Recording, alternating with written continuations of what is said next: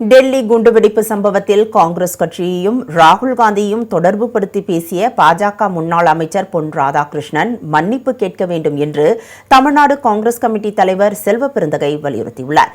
டெல்லியில் நடந்த குண்டுவெடிப்பு சம்பவத்தில் காங்கிரஸ் கட்சியையும் மக்களவை எதிர்க்கட்சித் தலைவர் ராகுல் காந்தியையும் தொடர்புபடுத்தி பேசிய முன்னாள் ஒன்றிய பாஜக அமைச்சர் பொன் ராதாகிருஷ்ணனுக்கு கன்னியாகுமரி நாடாளுமன்ற உறுப்பினர் விஜய் வசந்த் கடும் கண்டனம் தெரிவித்திருந்தார்.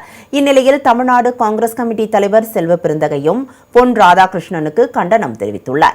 இது தொடர்பாக அவர் வெளியிட்டுள்ள எக்ஸ் தள பதிவில், நாடு முழுவதும் பெரும் அதிர்ச்சியை ஏற்படுத்தியுள்ள டெல்லி குண்டுவெடிப்பு சம்பவம் உயிரிழந்தவர்களின் குடும்பங்களுக்கு துயரத்தை ஏற்படுத்தியிருக்கிறது என்று கூறியுள்ளார்.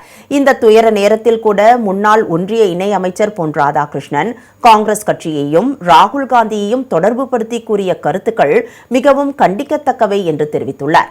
பொறுப்பற்ற மற்றும் ஆதாரமற்ற குற்றச்சாட்டுகளை முன்வைத்த பொன் ராதாகிருஷ்ணன் உடனடியாக தனது வார்த்தைகளை திரும்ப பெற வேண்டும் என்றும் மன்னிப்பு கேட்க வேண்டும் என்றும் செல்வ பெருந்தகை வலியுறுத்தியுள்ளார்.